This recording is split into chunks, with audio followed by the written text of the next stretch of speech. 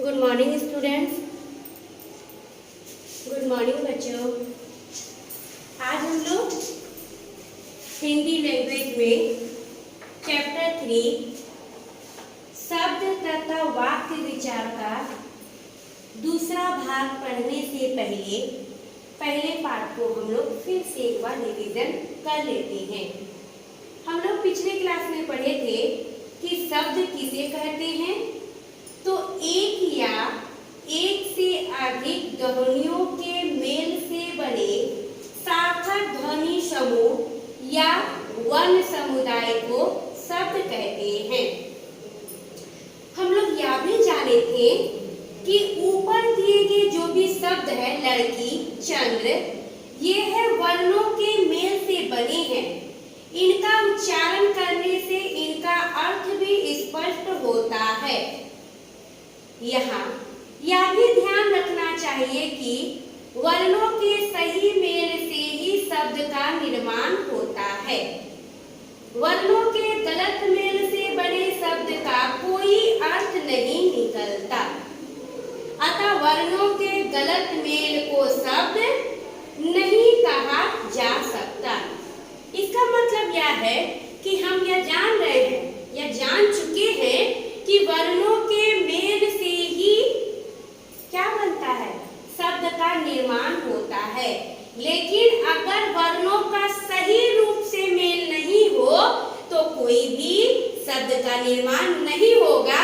अगर होता भी है तो कोई सार्थक शब्द नहीं निकलेगा, मतलब उसका कोई एक निश्चित अर्थ नहीं निकलेगा। अतः वर्णों के सही मेल से ही शब्द का निर्माण होता है। अब हम लोग पढ़े थे कि शब्दों का वर्गीकरण, क्लासिफिकेशन ऑफ वर्ड्स। तो शब्दों का वर्गीकरण दो आधारों पर होता है। एक होता है उत्पत्ति या स्रोत के आधार पर और दूसरा होता है अर्थ के आधार पर। उत्पत्ति या स्रोत के आधार पर शब्दों को चार भागों में बांटा गया है: तत्सम शब्द, तद्भव शब्द, देशज शब्द और विदेशज शब्द। और जबकि अर्थ के आधार पर शब्द के दो भाग है, एक है सार्थक शब्द और दूसरा है निरर्थक शब्द। उत्पत्ति के आधार पर शब्द के जो चार भेद है उसमें पहला है तत्सम शब्द। तत्सम शब्द किसे कहते हैं? अपने मूल रूप में प्रयोग में आने वाले संस्कृत भाषा के शब्दों को तत्सम शब्द कहते हैं, जैसे दुग्ध, पुष्प, दधि, आम्र आदि। तद्भव शब्द संस्कृत भाषा के जो शब्द बदले हुए रूप में हिंदी में प्रयोग किए जाते हैं उसे तद्भव शब्द कहते हैं, जैसे दूध, दही, मिठाई, घी, आग आदि। फिर है देशज शब्द। स्थानीय बोलियों से हिंदी भाषा में ग्रहण किए गए शब्दों को देशज शब्द कहते हैं, जैसे लोटा, पगड़ी, झाड़ू, ठोकर, खिड़की आदि। और विदेशज शब्द विदेशी भाषाओं से हिंदी भाषा में प्रयोग किए गए शब्दों को विदेशज शब्द कहते हैं। इन सभी की परिभाषा और इनके उदाहरण हम लोग पिछले क्लास में अच्छे तरीके से समझ चुके थे। और हम लोग यह भी जान चुके थे कि संकर शब्द बोलकर भी एक शब्द है जिसमें दो शब्द एक साथ जुड़ते हैं और उनमें से पहला शब्द दूसरी भाषा का और दूसरा शब्द और किसी भाषा का रहता है और दोनों मिलकर एक नए शब्द का निर्माण करता है, उसे ही संकर शब्द कहते हैं। जैसे लाठी हिंदी के शब्द है और चार्ज अंग्रेजी के शब्द है, तो दोनों मिलकर लाठी चार्ज हुआ, तो ये जो शब्द बना ये कैसा शब्द बना? संकर शब्द। अब है अर्थ के आधार पर। अर्थ के आधार पर भी शब्द के दो भेद होते हैं, ये हम लोग जान चुके हैं। एक होता है सार्थक शब्द और दूसरा होता है निरर्थक शब्द। जो शब्द किसी अर्थ का बोध कराते हैं उन्हें सार्थक शब्द कहते हैं, जैसे घर, पुस्तक, नगर, क्षेत्र आदि। और निरर्थक शब्द जिन शब्दों से कोई अर्थ ना निकले निरर्थक शब्द कहते हैं। निरर्थक शब्दों का प्रयोग प्राय सार्थक शब्दों के साथ किया जाता है, जैसे रोटी वोटी, खाना वाना, पानी वानी, ताला वाला आदि। क्या है? निरर्थक शब्द व सार्थक शब्दों के साथ ही प्रयोग किए जाते हैं और उसका कोई भी अर्थ नहीं निकलता है। अब आज हम लोग पढ़ेंगे वाक्य के अंग। शब्द पढ़ने के बाद हम लोग पढ़ेंगे वाक्य किसे कहते हैं। वाक्य आखिर क्या है? फूल खिला है, चिड़िया उड़ती है। ऊपर लिखे वाक्यों को पढ़कर समझा जा सकता है कि ये सभी वाक्य किसी भाव या विचार को पूरी तरह प्रकट कर रहे हैं। ये सभी वाक्य अनेक शब्दों से मिलकर बने हैं। वाक्य क्या है? अनेक शब्दों से मिलकर बनते हैं। इन वाक्यों में आए सभी शब्द कैसे हैं? सार्थक है। वाक्य में प्रयोग किए जाने वाले सभी शब्द क्या कहलाते हैं? पद कहलाते हैं। वाक्य में प्रयोग किए जाने वाले सभी शब्द क्या कहलाते हैं? पद कहलाते हैं। तो फिर वाक्य किसे कहते हैं? सेंटेंस, जिसे हम लोग इंग्लिश में क्या बोलते हैं? सेंटेंस। तो किसी भाव या विचार को पूर्ण रूप से प्रकट करने वाले पदों, सार्थक शब्दों का समूह वाक्य कहलाता है। किसी भाव या विचार को, किसी के भाव या विचार को पूर्ण रूप से प्रकट करने वाले जो पद होते हैं, यानी सार्थक शब्द होते हैं, उन्हीं पदों को वाक्य कहते हैं। वाक्य के कितने अंग हैं? Parts of sentence. तो वाक्य के दो अंग होते हैं। एक होता है सब्जेक्ट, जिसे हिंदी में उद्देश्य कहते हैं, और दूसरा होता है प्रेडिकेट, जिसे हिंदी में विधेय कहते हैं। अतः हिंदी में वाक्य के दो अंग होते हैं। एक होता है उद्देश्य और दूसरा होता है विधेय।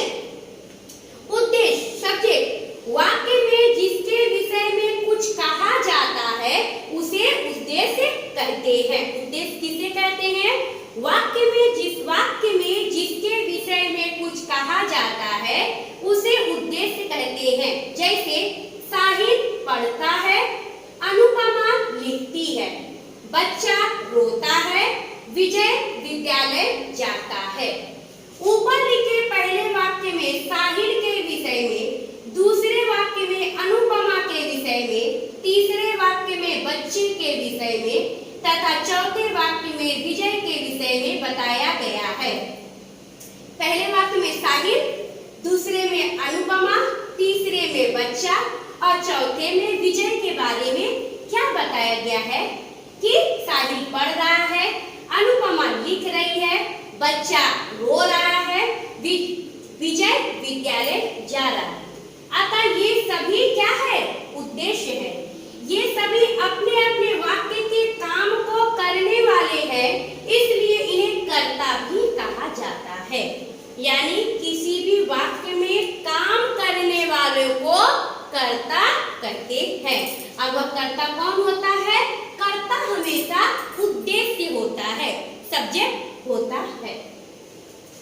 वाक्य का कर्ता ही वाक्य का उद्देश्य होता है। जैसे करण पत्र नहीं लिखता है, इसमें उद्देश्य क्या है? करण है, तो विधेय क्या है? पत्र नहीं लिखता है। आलसी करण पत्र नहीं लिखता है। किरण का भाई करण पत्र नहीं लिखता है। यानी कर्ता जितना है वो उद्देश्य होगा और वह जो काम कर रहा है वो विधेय होगा, प्रेडिकेट होगा। देखिए विधेय किसे कहते हैं? प्रेडिकेट। वाक्य में उद्देश्य के विषय में जो कुछ कहा जाता है, मतलब जो उद्देश्य है उसके विषय में जो कुछ भी कहा जाता है उसे विधेय या प्रेडिकेट कहते हैं। जैसे सुहानी पुस्तक पढ़ती है। सुहानी क्या करती है? पुस्तक पढ़ती है। इसमें सुहानी उद्देश्य है, तो उसका पुस्तक पढ़ना क्या है? विधेय है। ऊपर लिखे वाक्य में सुहानी उद्देश्य है तथा उसके विषय में जो कुछ कहा गया है वह विधेय है। इसी तरह दूसरे वाक्य में देशभक्तों के विषय में जो कुछ कहा गया है वह विधेय है। देशभक्तों ने भारत को आजाद कराया, देशभक्त जो है वो उद्देश्य है, और भारत को आजाद कराया वह क्या है, विधेय। अब हम लोग ध्यान देने वाली बात क्या पढ़ेंगे, ये बहुत इंपॉर्टेंट है, ये आप लोग बहुत अच्छे तरीके से याद करिएगा। सबसे पहले यह है कि शब्द किसे कहते हैं। ध्वनियों या वर्णों के सार्थक समूह को शब्द कहते हैं। वाक्य में आए सभी शब्द पद कहलाते हैं। किसी भाव या विचार को पूर्ण रूप से प्रकट करने वाले समूह को वाक्य कहते हैं। वाक्य के उद्देश्य और विधेय दो अंग होते हैं। वाक्य में जिसके विषय में कुछ कहा जाता है उसे उद्देश्य कहते हैं। उद्देश्य के विषय में जो कुछ कहा जाता है उसे विधेय कहते हैं। उद्देश्य और विधेय छांटते समय वाक्य के कर्ता को उद्देश्य तथा अन्य पदों को विधेय के अंतर्गत रखते हैं। अब आगे हम लोग आज पढ़ेंगे कि वाक्य के प्रकार, काइंड्स ऑफ सेंटेंस। वाक्य के कितने प्रकार होते हैं, तो हम लोग जानेंगे कि वाक्य के 3 प्रकार होते हैं। एक होता है सरल वाक्य, दूसरा होता है संयुक्त वाक्य, और तीसरा होता है मिश्र वाक्य। तो सरल वाक्य किसे कहते हैं, जिस वाक्य में एक ही कर्ता एवं एक ही क्रिया होती है उसे सरल वाक्य कहते हैं। जिस वाक्य में एक ही कर्ता मतलब काम करने वाला एक है और काम जो कर रहा है कुछ भी, इसमें क्रिया भी एक है, तो ऐसे वाक्य को सरल वाक्य कहते हैं। वह आगरा में रहता है। वह कहाँ रहता है, आगरा में रहता है। रहना क्रिया है और वह करता है, तो इसमें एक ही क्रिया एक ही करता है, तो ये कौन सा वाक्य हुआ, सरल वाक्य। रंजीत के पिता के पास एक कार है। कोमल कक्षा 5 में पढ़ती है। संयुक्त वाक्य, जिस वाक्य में एक से अधिक साधारण वाक्यों को किसी समुच्चय बोधक अव्यय से जोड़ा गया हो उसे संयुक्त वाक्य कहते हैं।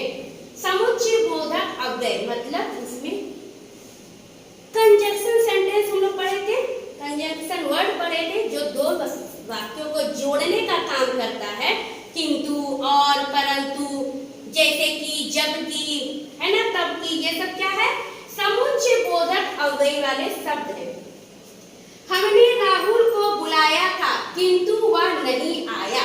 इसमें किंतु क्या है, समुच्चय बोधक अव्यय है, तो ये हुआ हम लोगों का संयुक्त वाक्य, जिसमें एक वाक्य के साथ एक वाक्य और जुड़ा रहता है, और इस जुड़े हुए शब्द को समुच्चय बोधक अव्यय कहते हैं। वह आया और चला गया, और इसमें क्या है, समुच्चय बोधक अव्यय है। एक वाक्य है वह आया, दूसरा वाक्य है चला गया, और दोनों को जोड़कर कौन सा वाक्य बना, संयुक्त वाक्य बना। निखिल स्टेशन देर से पहुंचा, तब तक ट्रेन जा चुकी थी। निखिल स्टेशन देर से पहुंचा एक वाक्य है, ट्रेन जा चुकी थी दूसरा वाक्य है। दोनों वाक्यों को कौन जोड़ा, तब तक, यानी निखिल स्टेशन देर से पहुंचा तब तक ट्रेन जा चुकी थी, यह है संयुक्त वाक्य। तीसरा है मिश्र वाक्य। मिश्र वाक्य में जिस वाक्य में एक साधारण उपवाक्य और शेष उसके आश्रित उपवाक्य होते हैं, मतलब एक प्रधान उपवाक्य होता है और दूसरा जो होता है उसके ऊपर निर्भर करता है, तो उसे मिश्र वाक्य कहते हैं। जैसे, मैं जानता हूँ कि तुम चोर नहीं हो।